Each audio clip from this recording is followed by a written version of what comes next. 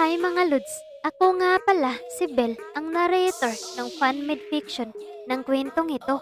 At nais ko lang po i-acknowledge at pasalamatan ang writer ng kwentong ito na walang iba kundi si Komay Rugawa. Shout out sa iyo Lods!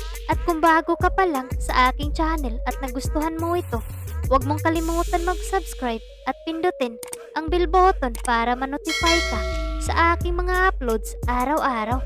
Tayo na! Simulan na natin.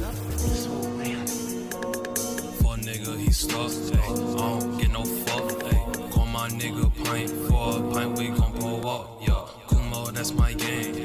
Bitch, we live in lavish. I finesse the pack, make it disappear like magic. Samantalang, dahil sa nangyari, naupo si Raiko sa isang sulok at hindi nakisali sa ginagawa ng iba. Nagdidilim ang mukha niya sa tuwing nakikita niya si Dion. At sabi niya rito, wala nga dito ang alaskador na si Yuan. Boysit naman tong Dion na to. Lakas din ng pang-asar. Kakabad trip. Sasagutin na ako ni Nami.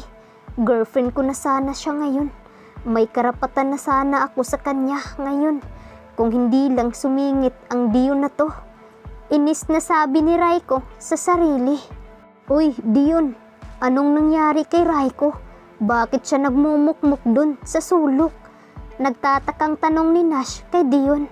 Nang lingunin ni Dion si Raiko, nakita niyang masama ang tingin nito sa kanya. At sabi niya, si Captain, inis na inis siya sa akin. Sasagutin na daw siya ni Nami kung hindi ako sumingit sa usapan nila. Hayaan niyo na siya. Mukhang nabubuang na siya. Natatawang sabi ni Dion kay Nash.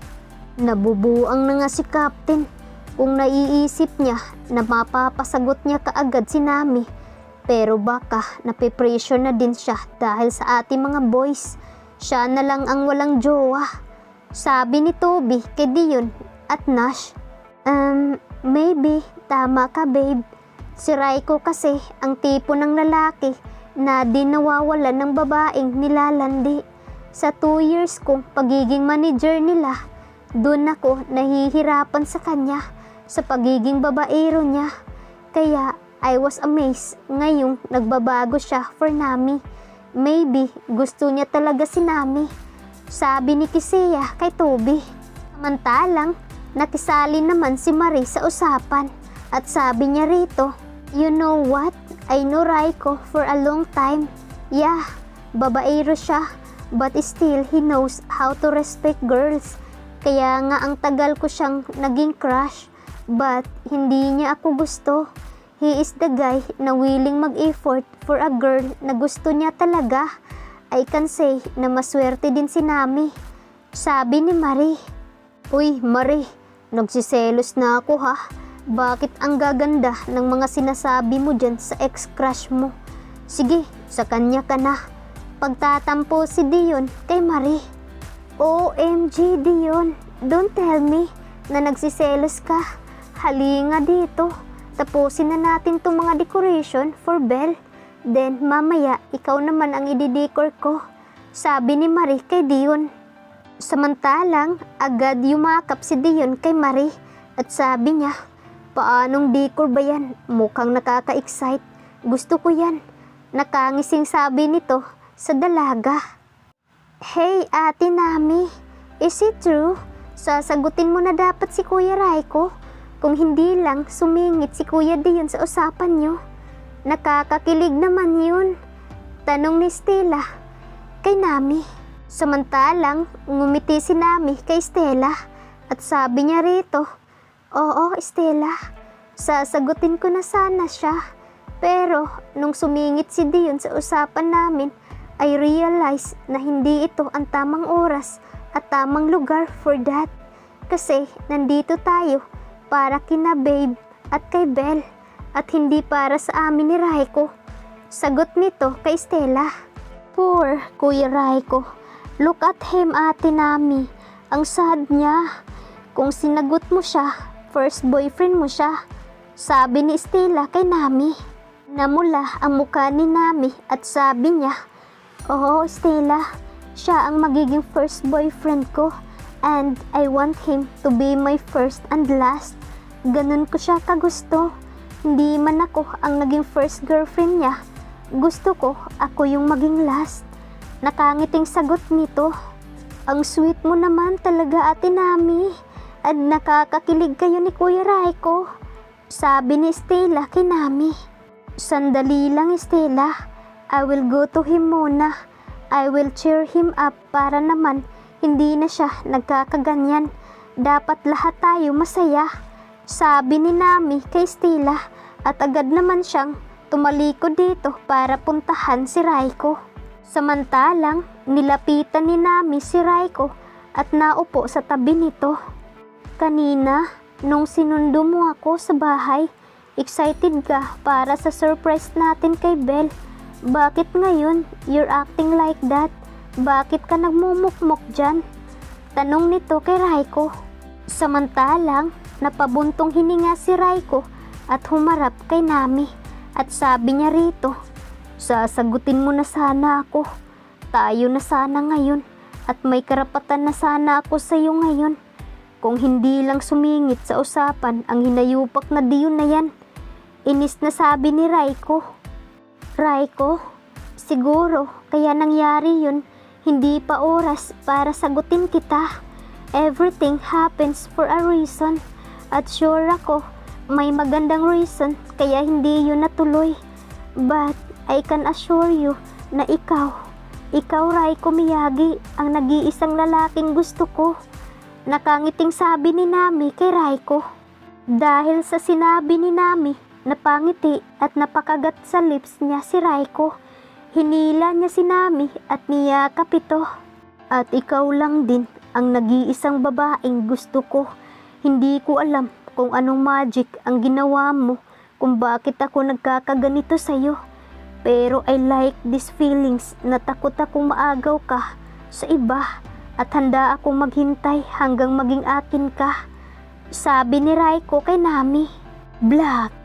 Biglang may bumatok kay Raiko at sabi, at bakit yakap-yakap mo na ang kapatid ko? Tanong na naka-cross arm na si Brian. Kuya Brian, bati ni Nami. Kuya, ikaw pala. Wala naman akong gagawin kay Nami. I love her. Hindi ko siya binabastos.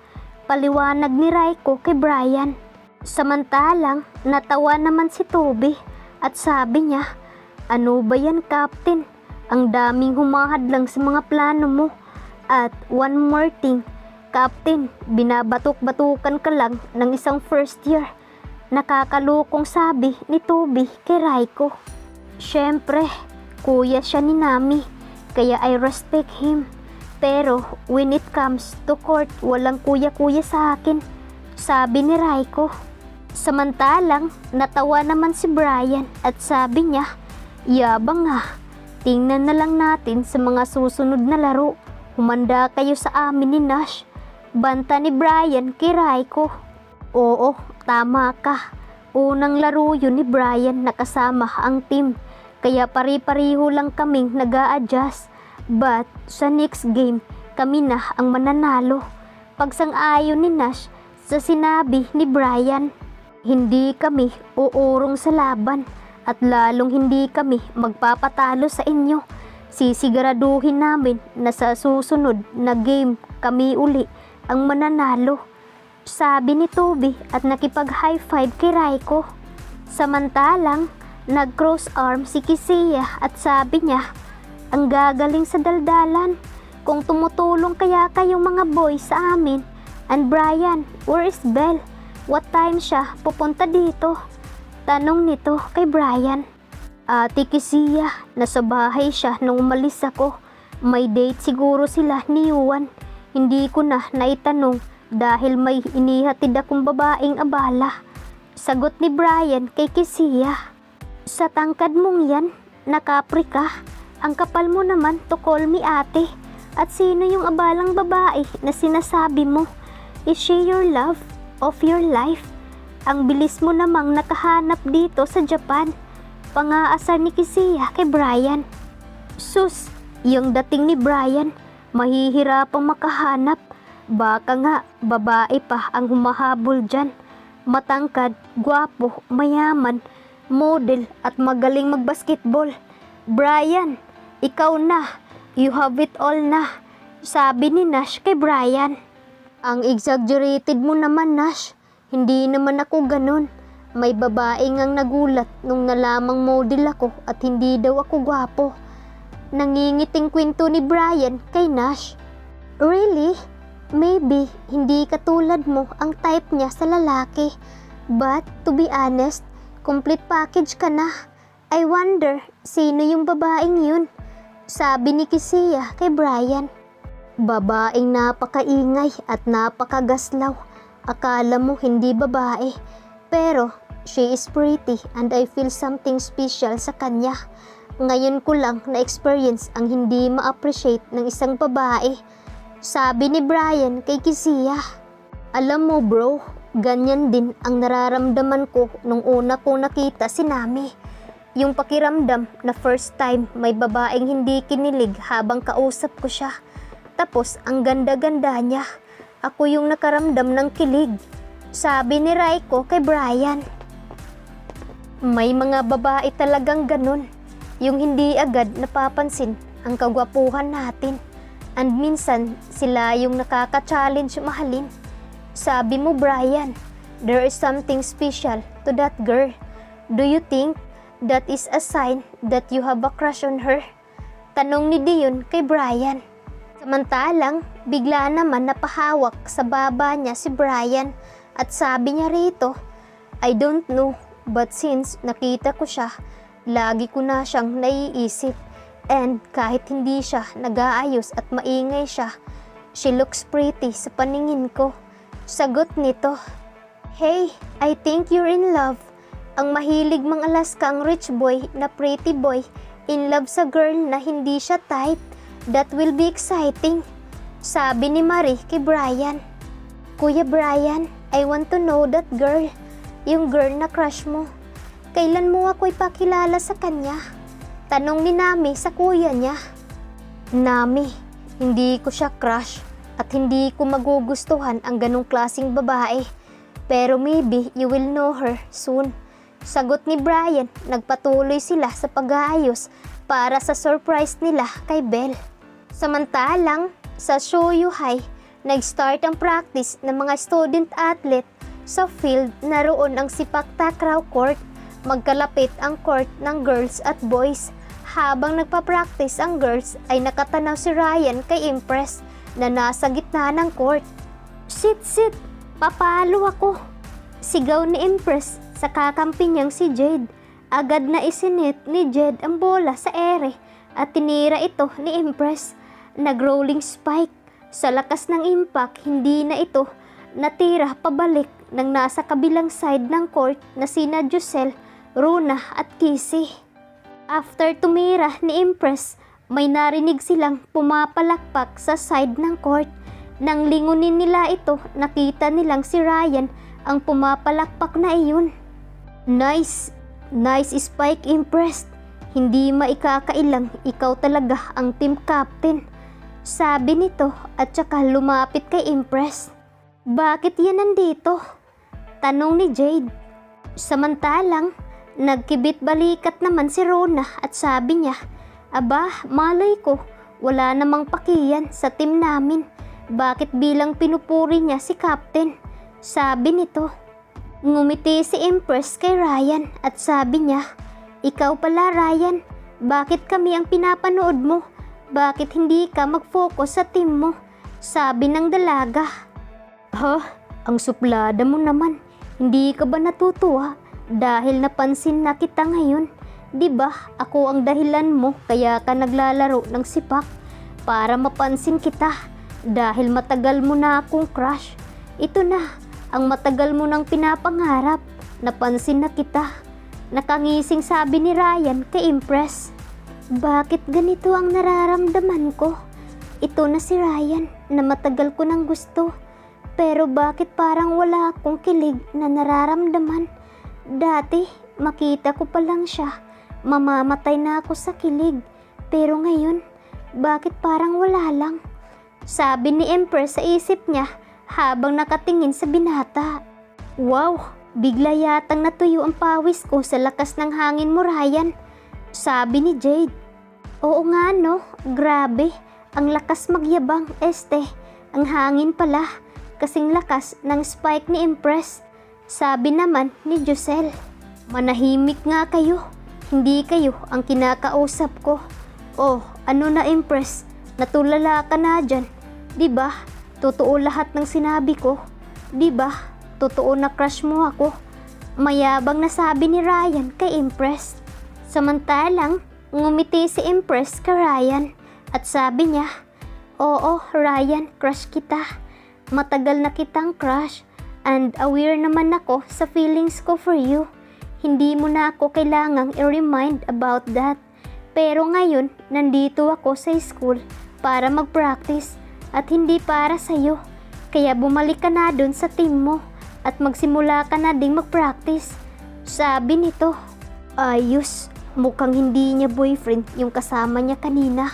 Dapat makuha ko na agad siya bago pa siya maging syota ng iba. Sabi ni Ryan sa isip niya. Di mamaya after ng practice, let's have a date. Alam ko namang matagal mo nang pinapangarap yun.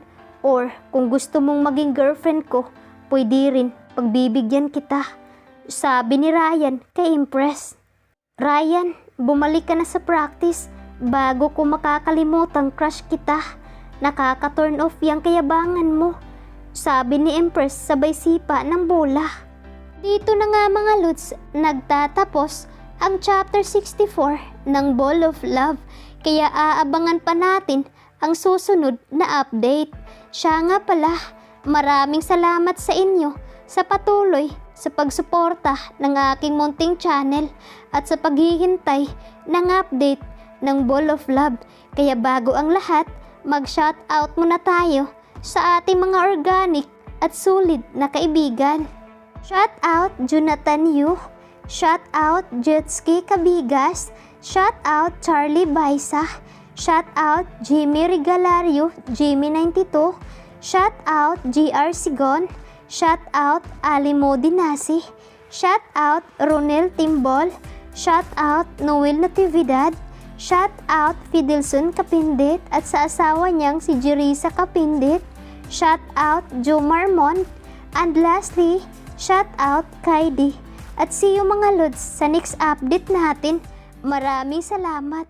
God bless.